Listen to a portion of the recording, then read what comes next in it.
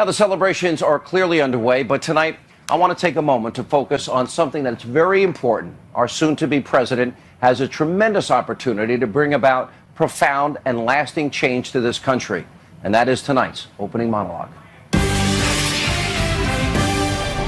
Now, President-elect Trump, well, he stunned the world with his big win back in November. Now, he did it by speaking directly to you, the American people, and by laying out a very specific agenda to fix the problems we all face.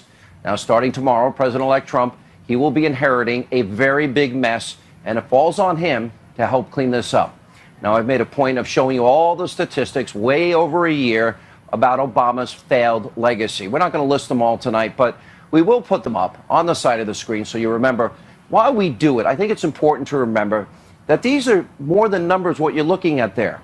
These are real people. These are your family members. These are your friends, your colleagues, your neighbors, real Americans, real suffering. They are the forgotten men and women who Donald Trump spoke about and spoke directly to and promised to help.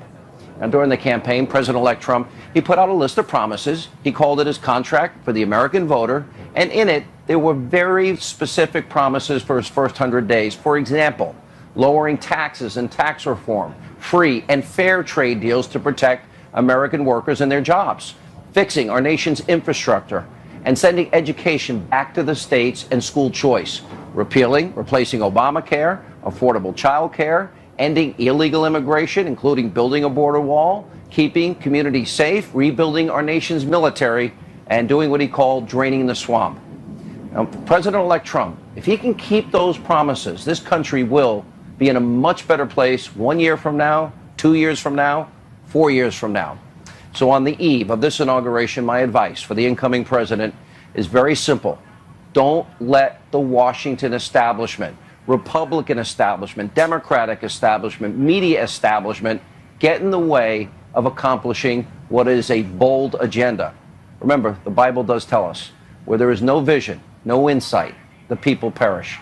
And right now, at this moment in history, America desperately needs a revitalization. And Donald Trump, this is your opportunity. You can be the person to do this. So I say to the president-elect, Donald Trump, congratulations, and the country wishes you the best. Here now with reaction. Former Secretary of Education, former drug czar, Fox News contributor Bill Bennett. Maybe I'm keeping it too simple, but if he fulfills that agenda on energy, vetting, the wall, tax cuts, 7 brackets to 3, all of these things, I think the country's infinitely better off. We'll see the benefits within 2 years maximum. Thoughts? Of course, you're right. I'll take half of them or 2/3 of them. It's tough, but I think we'll get there. And I think this very much is a new beginning. And I think your counsel and warning is exactly right. It's impressed on him. One can see the impression this makes. They were at holy sites today in our civic religion. We call it that. The Tomb of the Unknown Soldier, Lincoln Memorial. Look, this guy comes to Washington as a certain kind of man. Liberals don't understand him. The media doesn't understand him. A lot of American people do understand him. I see in him a lot of what I saw in Ronald Reagan. Ronald Reagan had 2 goals, really, Sean, as I saw them. 1, destroy the evil empire, and 2, restore the good sense of the American people to American government. And he achieved those. And he did 21 million new jobs were created. And he left the same man. And he left the same man that he was when he came. And I think Donald Trump will be the same, because I think there's a kind of irrefutable, irrebuttable core to the man that's not going to change. So I'll take a handful of the things you mentioned, and I'll be very pleased. Let me just say, I don't say this in bitterness. I just say this is part of why I'm so pleased. The last act that Barack Obama performed in office, he performed today. He commuted the sentences of 330 major drug dealers. For God's sakes, it is time for this to end and us to have a new beginning. Yeah. Well, the only question now is, will he give Hillary Clinton a pardon, as Gerald Ford did, for crimes committed or that may have been committed? Bill Bennett, good to see you. It's going to be a great day tomorrow. Thank you. Thank you, Sean. Thank you.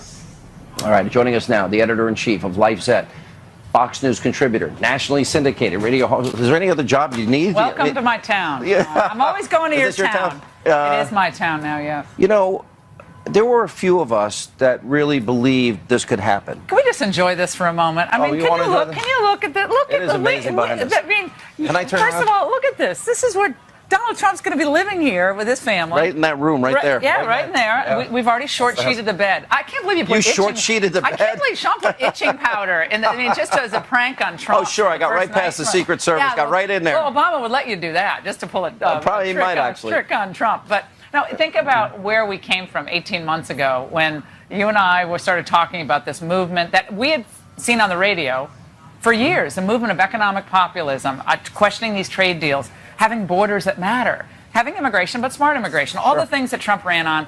None of these other Republicans would really embrace that. They looked down upon those. They called them restrictionist, isolationist, protectionist. The Bushes called them all that. And Trump said, you know something, I'm with the people. And I'm going to win Pennsylvania. I'm going to win Ohio. And they were saying, well, Pennsylvania is this Waterloo. How many times that night on election did we hear that? And so now, 18 months later. Think back to election night. Martha Raddatz crying. Oh, my God. Looking at these people, announcing that Donald Trump won, there was shock. There was absolute state of shock, and then there was such sadness. I mean, we weren't exactly thrilled 8 years ago, but we sucked it up, and we helped the Tea Party launch, and then kept fighting. And then in the midterms in 2014, we did the same thing, tried to help Romney. But in this case, in this man, this unlikely vessel, we had someone who had a better pulse on the American people than all the elite journalists who are moping around Washington in the last few days. All the elite media, all the elites in Hollywood, the financial community, they all look down on Trump. And by the same token, we're looking down on the millions of people who were supporting him, going to the rallies. You went to a lot of these rallies. I was at his last rally in Virginia. That's where I knew it. I knew it. Absolutely. You could see it. You could feel it. Remember, I was doing all of the candidates and giving them equal time. Right. There was never anywhere near the enthusiasm. And you saw it on your Twitter feed. I mean, you go on Sean's Twitter feed, my Twitter feed, our Facebook pages. They were on fire. Like someone is finally talking about. And all his verbal slip-ups. I think people were willing to just look past that because they knew that he loved America and he had the best interests of America. If you're planning on running for president, I doubt you're going to do the Howard Stern show. Right. Just a couple of years earlier. Right. No, that wasn't in the plan. And this is not a diss on Howard, but it's a controversial show. It's a different show, yeah. Yeah. All right. So I guess the question is, I think there are a lot of pitfalls in this city. I don't like to come here for very long. I know you don't. You're like me in New York. I don't want to be in New York either, to be honest. I'd rather be down in Florida or Texas. But, Colorado. But the point is, there are pitfalls. What do you see as the biggest challenges he's going to face here? I think the sheer bureaucracy that Bill hinted at, my first boss in Washington was Bill Bennett, when he was education secretary, the sheer volume of regulations that have to be gutted, the size of the bureaucracy, the career civil servants who are here, many of them good people, but a lot of them are really left-wing, who are burrowed into the bureaucracy, who are not going to want to help Donald Trump and his agenda. A lot of the folks coming in with him, they're newbies. They've never worked in government before. So while it's good to clear out the old, underbrush of government, you kind of have to have a few old hands in there too who know where all the all the tangles are to avoid. So I think it's the size of the bureaucracy, the malcontents that are burrowed within the bureaucracy, and the lobbyists who are still crawling all over the city, who are going to be pushing for the same special interest that got us into this mess. You're right. You really are considering a run. I know you don't want to talk about it, but you are giving this due consideration to run for the Senate. I'm thinking about it in the Commonwealth of Virginia. In the Commonwealth of Virginia. I'm your first endorsement. You are my first endorsement, and I can say this, Sean. If you if you want to run in New York, I'll support you. Yeah, in Florida, I'll support you. You can't take the pay cut. I couldn't win dog catcher in New York. Oh, come on. You could win in Florida easily. I like you against Rubio. Sorry about that. That's all right. I'm not interested. All right. Thank you for being here. Great to see you. All right. Up next on this historic night tonight on Hannity. I think it's going to be less of an agenda and more of a philosophical document, a vision of where he sees the country, the proper role of government, the role of citizens.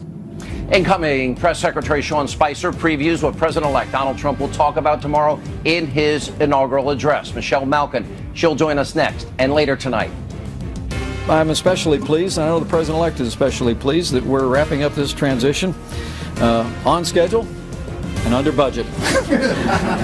Vice President-elect Mike Pence, he tells Americans that the Trump transition is on schedule, under budget. We'll check in with Boris Epstein and Anthony Scaramucci. They'll join us. And then later tonight, much more as Hannity continues from our nation's capital on the eve of the inauguration of Donald J. Trump. Stay with us. And welcome back to Hannity, and that was President-elect Donald Trump at the Make America Great Again concert at the Lincoln Memorial. And earlier today, during his first official press briefing, incoming White House Press Secretary Sean Spicer, he spoke about what President-elect Donald Trump will include in his inauguration speech, all coming up tomorrow. Watch this. In the speech, it's going to be a very personal and sincere statement about his vision for the country. He will discuss what it means to be an American, the challenges that we face as members of the middle class that they face. He'll talk about infrastructure and education, our manufacturing base. I think it's going to be less of an agenda and more of a philosophical document, a vision of where he sees the country, the proper role of government, the role of citizens. And joining me now with reaction, the host of Michelle Malkin Investigates. It's on crtv.com. Michelle Malkin, how are you? I'm great, all right. Sean. How about you? There's a certain giddiness that I saw among people hanging out in the green room tonight. Oh, yeah, and all on the streets. I've been walking around the city all day today. It's electric. And so I think that people need to be reminded that as many long faces and teary-eyed Hollywood celebrities and media-type people there are here, on the ground, people have come all over the country to, yes, celebrate. Yeah. I love Donald Trump's answer in the interview he gave to Ainsley earlier this week. Well, I hope they'll give the tickets back because we have a lot of people that want them. That's right. Talking about the congressmen and women. Do you know that this is the only time this has happened in these numbers since 1860 and 1864 with Abraham Lincoln and Southern representatives wouldn't go? Yes, that's right. Shame on these empty chair Democrats. They cannot put their partisanship aside for a very historic moment. Tells you everything you need to know about their disingenuousness when it comes to preaching about healing and understanding and peace. There is a certain majesty to all of this. Now, this isn't the type of thing that I do, but when you see the peaceful transition of power, there's only been 45 people that hold that position as the president of our great country. And what an honor. And to make it the solemn event that it is, to make it the celebration, I think is appropriate for anybody who wins. Yes, it is literally, in the literal sense, and the word is always overused, awesome. It is awe-inducing. And I have to tell you something else about being on the streets in D.C. is hearing from small business owners. I don't know what their politics are. A lot of them don't know what mine are either. But when you just see the excitement and the reinvigoration, you know, I was reading some of these liberal media headlines. Oh, is there going to be healing? Healing. What is Trump going to do to bring people together? Guess what, people? He won. That is not. That is. The burden is not on him. But even people that he has brought in, like Steve Harvey, poor Steve Harvey, gets an invitation from the president-elect, then gets beaten up for going to talk to him about solving some of the country's problems. You know, I was using this analogy. Tell me if you agree. As big as it is to win the presidency, that's sort of like the qualifier. Now the hard work really begins after all we see tomorrow. Then you got to dig your heels in. And to me, the biggest challenge I think Donald Trump faces as a Republican establishment, a Democratic establishment, and a media establishment. Yeah, that's right. And those establishments, of course, transcend R&D. And he will have to fight tooth and nail just as hard against a lot of these establishment Republicans who were never for him.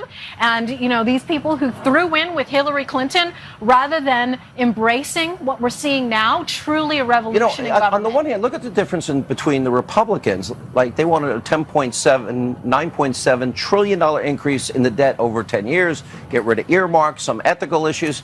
And then Donald Trump is in the paper talking in the last 48 hours about a 10% reduction in spending in Washington. Yes. A cut. Yes. A real cut. Yes. And he's talking about a 20% cut in the workforce in Washington. Yes. You know, as somebody who's been involved in conservative politics and conservative media for 25 years, I have more hope than ever that we'll fulfill the vision that so many of these establishment Republicans abandoned. Yeah. They're the ones that cut and ran when it came to really, truly being committed to limited government. There are a lot of things that I disagree with in some of the direction of what Trump is going with, but in general, we're headed in the capital R right direction. By the way, do you think it's a problem if I wear jeans to the ball? Is that a problem? And, well, you know what you need is your cowboy boots. I left them home. All right. Good to see you, Michelle. You Thanks too. so much for Take being with us. care, Congrats Sean. on the show, too. Thank you. And coming up next on this busy news night from Washington, D.C. on Hannity. Especially pleased, and I know the President-elect is especially pleased that we're wrapping up this transition on schedule and under budget. You just heard it. The VP-elect on schedule, under budget. That's what Americans, I think, want to hear a lot of in the coming years. Up next, I'll speak with the inauguration's communications director, Boris, and Anthony Scaramucci will join us. Plus, at least 68 Democratic lawmakers will boycott President-elect Trump's inauguration. Austin Goolsbee, Geraldo Rivera, they'll battle it out, and much more from D.C. on the eve of the inauguration. It's the Hannity program.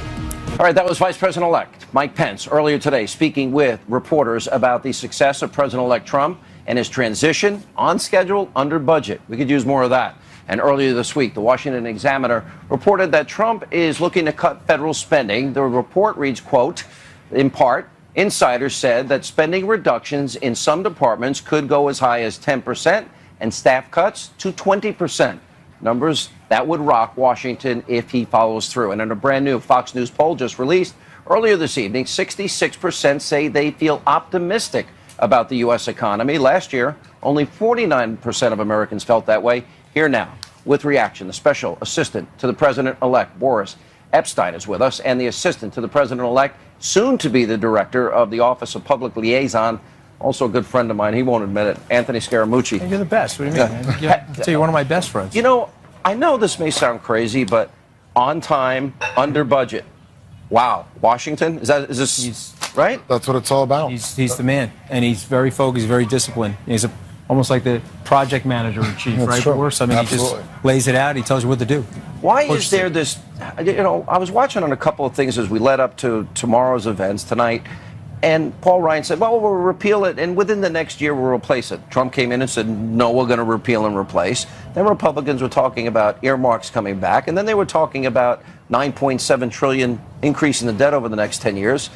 Donald Trump's talking about a 10% reduction in spending. He's talking about, you know, eliminating baseline budgeting. He's talking about a 20% reduction in an overbloated bureaucracy workforce. Well, you know, Sean, my experience for the last 2 months here with the inaugural committee, here's what I'll tell you. There's such an outpouring of support from across the country, and it is because of that difference from Donald Trump when compared to other politicians, with all due respect, right? Yeah. And now the Trump movement is fully coming in Washington, D.C., and it's uniting America behind it and saying things are not going to be the same as they were. We are going to be playing by different rules. But you could see, Anthony, you and I have talked the economy a lot, and I know how good a businessman you are and have been, and the success track record you have. Isn't it pretty simple? You repatriate multinational corporation money at 10%. You lower the corporate rate to 15. Go from there. Why is this? I don't want to overstate the simplicity, but it is simple, but you got to deal with the hill, and so you know there's going to be a little bit of a grind there. But what he's focused on, and what I love about him, is the revenue side of the equation. We have so much energy, Sean, under the ground. We're going to be a net exporter of energy, a result of which you're going to start to see us defease down some of these long-term liabilities that we have. So he's a disruptive entrepreneur at the top of the food chain of the American government and looking at it totally differently than anyone else ever before. So let's put these together. So repatriated trillions at 10%, a low rate. That's regulation cutback, rollback. Regulation, 15% corporate tax rate. Then we have energy independence, all of the above. Down to 4 rates on the individual income tax. I thought it was 7 to 3. Or 7 to 3. I'm sorry, right? 7 to 3, and then. Well, it's 0, 12, 25, 33. Zero is a rate too. Yeah. Right. So you're going down. I always use 0, but it doesn't matter. The point is that you have simplification, which you and I know, 76,000 pages of code. CEOs are more focused on avoiding taxes than they are on making stuff. It took Reagan 2.5 years to see the real impact of his policies. Yeah. Is it going to be a 2.5-year wait? No, it's going to be a much shorter wait. Much shorter. It's already happening. Look at the psychology. Look at this consumer confidence. Look at the stock market. America's open for business, Sean. He's there at the top of the food chain, letting people know that. Look at all the job announcements he's made while before he was president. Look at what he's done. Carrier, GM, Ford, Fiat Chrysler. What else? OneWeb, Sprint. Right. And then on the international arena, too, right, you have to talk about the resolution in Israel, China. Yeah. It's across the board. It's such an unusual transition. One of his legacies is going to be this transition, Sean. Honest to God. On time, under budget, announcing jobs, and a resurgence in manufacturing in America. Do you think we have 95 million Americans out of the labor force? How many of those Americans in 4 years can we get back to work? Well, listen, I haven't done the calculation, but let's go where the U6 number is right now, which is about 9.6%. That's where Reagan had a full-blown depression and a recession in 1982. If we can get that down to 7.2%, I can do that math for you. Maybe it's 17 million jobs. We have a home run. He'll get resoundingly reelected. And so we'll see. Hey, guys, first of all, congratulations to this both. This guy's done an amazing job, though, by the way. I mean, this is both of you guys have. Amazing job.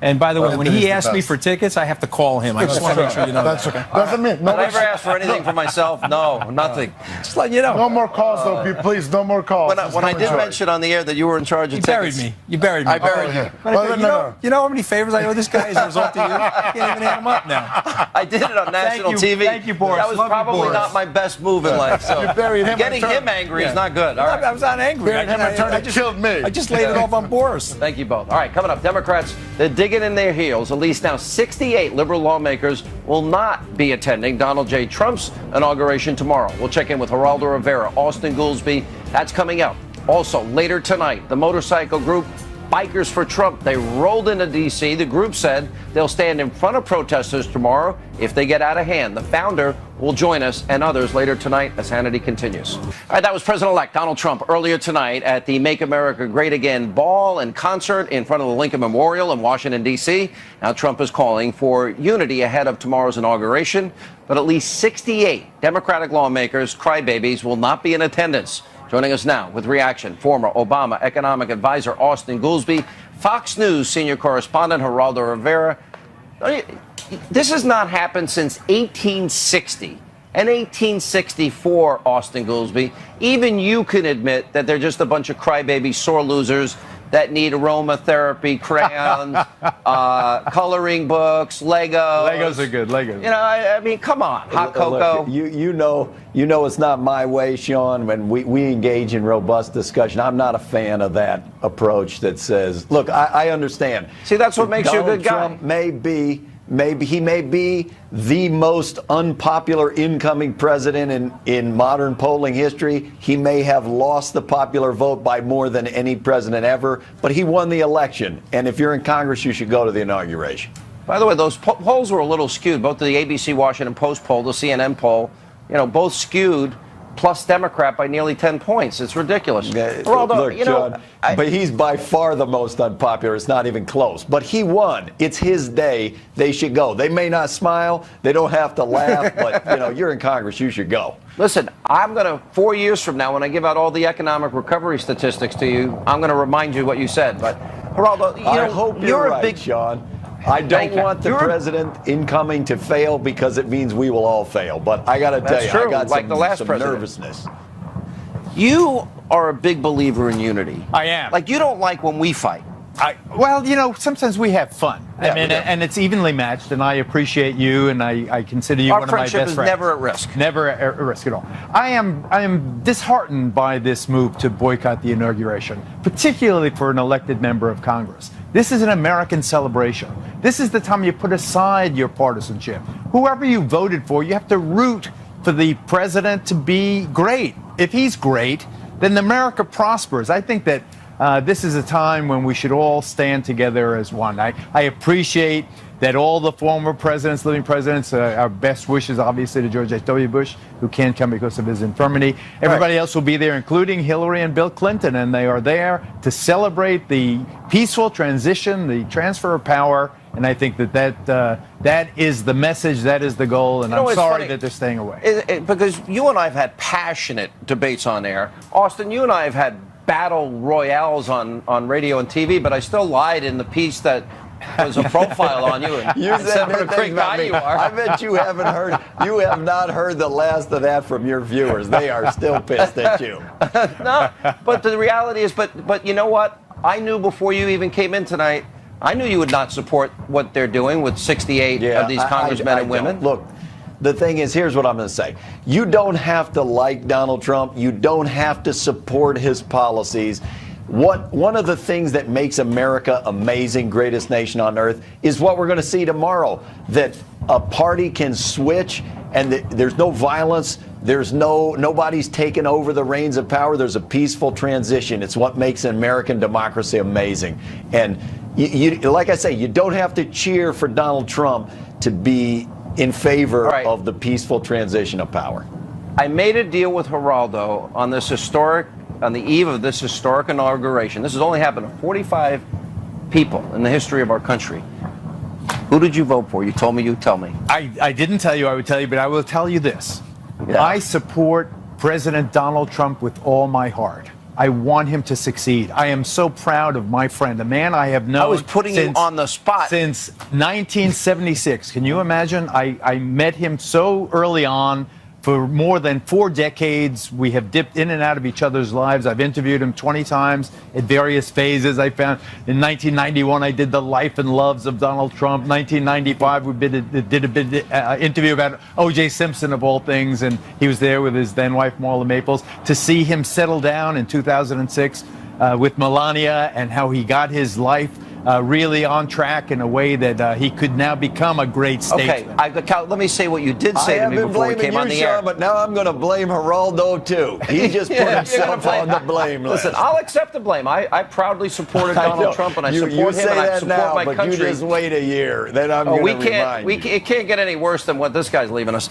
But it will get worse. You even admitted to me before you came on the air, and I was trying to transition that and give you a break.